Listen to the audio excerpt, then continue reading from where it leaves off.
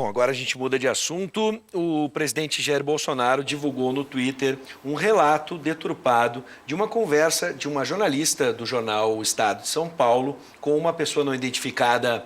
Na semana passada, ele já havia se envolvido em uma polêmica também nas redes sociais. Bolsonaro divulgou um vídeo de conteúdo impróprio. Ato falho ou estratégia? Qual o objetivo do presidente ao causar polêmica na internet? Para analisar o tema, nós contamos com a presença do cientista político, professor da Unicinos, professor Bruno Lima Rocha, e com o economista, coordenador da bancada do Partido Novo na Assembleia, Fred Consentino. Sejam bem-vindos. Obrigado, Deus. Bom, no texto em que abrimos o debate, falamos que o presidente divulgou uma informação falsa, deturpando uma conversa referente a uma jornalista do Estado de São Paulo. Bolsonaro disse ainda, abre aspas, querem derrubar o governo com chantagem, desinformação e vazamentos. Como vocês analisam essa questão, especialmente a manifestação do presidente? Começo com o professor e depois com o Fred. Então, bom, primeiro boa noite debatedoras, a quem está em casa nos assistindo. Bibs, essa, na minha opinião, é a bala de prata da análise estratégica, quando a gente consegue antecipar a intencionalidade de um objeto de estudo, no caso, o presidente da República, o homem mais poderoso do país, ou já foi uma mulher, uma pessoa, o cargo mais importante do país, e a gente consegue associar os seus atos com o que seria o seu método, o seu caminho para atingir os objetivos. Se eu de afirmar categoricamente que isso é proposital, eu estou sendo, no mínimo, leviano, porque eu não tenho essa informação e não tenho nenhum tipo de fontismo com o Palácio Planalto, nem com o executivo do PSL, nem com o núcleo familiar dele, ou seus aliados diretos. Mas o que eu posso afirmar com algum grau de segurança, o presidente parece não contar com assessoria direta para o seu Twitter, ou se o tem, passar por cima. 2, de forma intencional ou não, o efeito acaba sendo talvez algo que o seu núcleo mais duro, mais íntimo, possa ver como benéfico. Vou tentar me explicar. Quando surgiu o vídeo do Carnaval, colegas meus da turma ainda de pós em ciência política disseram o efeito na periferia conservadora foi muito positivo daquele vídeo. Na condenação ao Carnaval, por exemplo. E na condenação aos blocos e a sua politização na história social brasileira, cujo ápice foi em Rio da Mangueira. A outra condição é o alinhamento de uma agenda e de uma pauta. Por quê? Se por um lado, eu encerro com isso, primeira parte, tu causa uma enorme confusão, você consegue arregimentar um partido que antes das eleições, se não me equivoco, tinha um deputado, né? E agora o PSL? Sim, a bancada aumentou, isso é o fato. Não, a bancada foi criada a partir dele como puxador de voto. É um PRN, como o PRN do Collor é o PSL do presidente Jair Bolsonaro. E acho muito importante para eles, minha opinião pessoal, eu considero nefasto o que ele faz com o Twitter e com a imagem da presidência. Ponto. Duplamente nefasto a ameaça velada ou a tentativa de se impor a equipes de redação de jornais. Mas, por fim, isso gera uma pauta unificadora, ainda que muito polêmica. Sim. E creio eu que isso gera, no mínimo, uma coesão necessária diante de um governo que, no meu entendimento, não tem um planejamento estratégico. Bom, em primeiro momento, Consentino, tu acreditas que há uma intenção e que tipo de intenção há ou é simplesmente desinformação, pelo menos na forma como usar o Twitter, por exemplo, que tem suas regras. No caso do vídeo, tinha uma regra bem específica quanto a esses vídeos. Nós não podemos falar, boa noite a todos, que nós não esperávamos isso. Acho que esse método dele de atacar a imprensa e essa pauta conservadora vem desde a campanha, né? Eu acho que são duas coisas distintas. Uma é o ataque à imprensa e a outra é essa divulgação do que ele considera uma agenda de valores, né? Que ele estaria, então, defendendo os valores da família e lutando por esses valores. É uma pena que ele coloque uma imagem no Carnaval, por exemplo, como se o Carnaval todo fosse aquilo. A gente sabe que não é. O Carnaval é uma festa popular importantíssima no país. Agora, com relação aos ataques à imprensa, a gente só tem a lamentar. Não se faz um país desenvolvido, não se faz um país, enfim, livre, sem uma imprensa livre, né? E esse ataque à imprensa tem sido método desde a época da campanha. O que ele fez com o jornalista, por exemplo, Maurício Lima, do Radar, da Veja, que divulgou uma informação correta, ele foi lá no Twitter, chamou de chamou o jornalista de canalha no Twitter, de fake news, e depois a informação foi praticamente confirmada por ele mesmo. Então, assim, é uma perda de foco muito grande quando nós temos importantes reformas para serem pautadas, a reforma da Previdência que começou a tramitar hoje, que foi objeto de matéria, importantes questões a serem resolvidas no Brasil, o presidente acaba se imiscuando em polêmicas no seu Twitter, seja atacando a imprensa, seja, por exemplo, na questão do vídeo do Carnaval, onde ele tenta ali pautar os valores que ele defende, valores nos quais ele foi eleito pela maioria da população, né, mas que na presidência parece não ter um foco, né, um foco, por exemplo, nas reformas, como o Paulo Guedes deu uma bela entrevista para o Estadão, falou de várias reformas, de várias mudanças que ele quer fazer, enquanto isso o presidente parece que não tem o foco no Twitter em defender, em usar o seu capital político para defender essas reformas. Bom, quero lembrar que você de casa pode participar da nossa conversa, 99588-2374, apenas mensagem de texto. Bom, em determinado momento o presidente indicou a assessores que pretendia evitar controvérsias ao utilizar a sua conta pessoal nas redes sociais, mas parece que ele não seguiu essa ideia. Como é que vocês entendem agora, e eu vou expandir a pergunta, tá? Não só no caso das redes sociais, mas dentro do governo, parece que há muito ruído entre ministros, entre pessoas, né, que estavam muito próximas a ele, inclusive divergências que se tornaram públicas. Como é que a gente pode entender, na concepção de vocês, o arranjo do governo hoje? É ele quem manda? Ele tem dificuldade para lidar com assessores, com pessoas próximas a ele? Os filhos mandam mais do que assessores e ministros? Como é que vocês entendem o arranjo do governo hoje? Primeiro, só demarcar uma condição aqui, o colega tem pleno direito de defender seus pontos de vista e observar o presidente como fora de foco em reformas importantes. Eu, particularmente, acho que dá para debater a reforma da Previdência em outro programa, em outra ocasião, mas sim, só estou demarcando que, ao criticar a falta de planejamento estratégico do governo, eu não estou defendendo a reforma da Previdência. Mas o que eu vejo que ocorre, Bibs?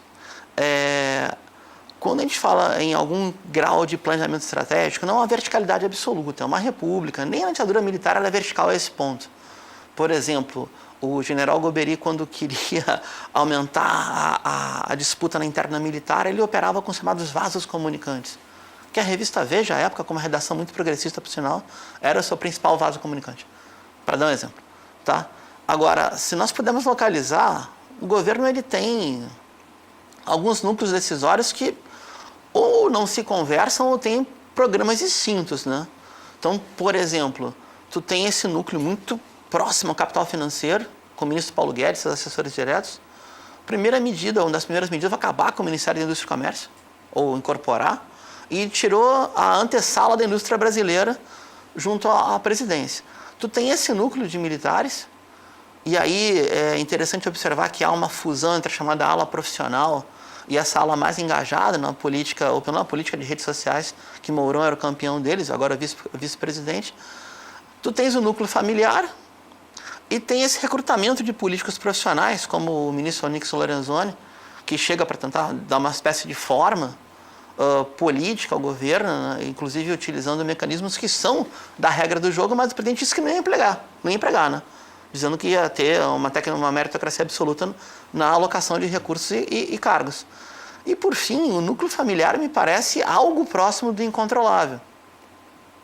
Tanto na tentativa de formar uma nova legenda, se não me engano seria a UDN novamente, ou algo parecido, como também nessa relação entre a lealdade com a família e a lealdade com os aliados políticos. Foi o caso do ministro Bebiano. Eu entendo que isso é um prato cheio para termos fatos políticos o tempo inteiro e creio que o modus operandi do governo é esse mesmo, porque é um arranjo em movimento. Não foi algo literalmente planejado. A campanha foi planejada, a acumulação das redes sociais foi planejada, inclusive pelo filho mais novo, Carlos Bolsonaro. Mas entre fazer campanha e governar, há um oceano de distância. Sim. Eu acho que nós podemos concordar que não há um planejamento estratégico em curso e que o governo opera em núcleos, núcleo militar, núcleo político, núcleo econômico, mas eu não vejo grandes problemas essencialmente nessa questão, porque é um governo novo, entrando no terceiro mês, acho que as coisas tendem a se acomodar, tendem a se adaptar. É verdade, entretanto, que existem interesses distintos dentro do governo. Existe uma ala mais conservadora, existe uma ala mais liberal, existe uma ala política mais tradicional, que vai querer barganhar, negociar cargos, e o presidente vai ter que lidar com tudo isso. Não podemos dizer que o Bolsonaro não é um parlamentar experiente, ele estava há quase 30 anos no Congresso. Agora, também não podemos achar que um parlamentar que estava há 30 anos no Congresso com baixíssima relevância vai se tornar um grande gestor e um grande líder. Eu acho que ele foi eleito muito numa onda de rejeição total ao projeto do PT, aos 12 anos que o PT esteve no governo e tentava voltar, e eleito também numa onda conservadora muito forte. Ele representa esses valores que foram eleitos majoritariamente pela população. Agora, com relação a essas questões de gestão, por exemplo, não acho que ele seja um grande gestor ou um grande líder. Agora, existem ilhas dentro do governo. A ilha do Paulo Guedes, por exemplo, é uma ilha de excelência, de profissionais gabaritados, tanto no mercado interno, quanto no mercado externo, pessoas de altíssima qualificação que estão trabalhando, e aí, acho que tu colocaste bem, não vamos entrar no debate da reforma da Previdência, ou na PEC federativa, não é esse o ponto, mas estão trabalhando em propostas, em projetos, tanto que a entrevista do Paulo Guedes no Estadão citou várias coisas, várias novidades. Acho que o jornalista do Estadão deve ter dificuldade de escolher a manchete, porque ele falou várias coisas que não vinham sendo tratadas, mas que acabam não sendo o foco do governo. O presidente tem um capital político muito grande, foi eleito com uma votação muito expressiva. Qual que é o foco dele? O foco dele é criticar a imprensa? Tem sido criticar a imprensa. O que a gente só tem, como cidadão brasileiro, é lamentar. Eu repito, não se faz um país livre sem uma imprensa livre. Quero voltar nessa questão da imprensa, ela é muito importante, mas antes vamos dar voz ao nosso telespectador. Alberto de Charqueadas, essa fake news pode levá-lo ao impeachment? Isso não caracteriza algum tipo de crime? Na semana passada foi discutida a possibilidade, não referente a fake news, mas sim ao vídeo, com questão do decoro, enfim. É possível isso? Na concepção de vocês, não tecnicamente falando, mas politicamente falando, pode ir adiante?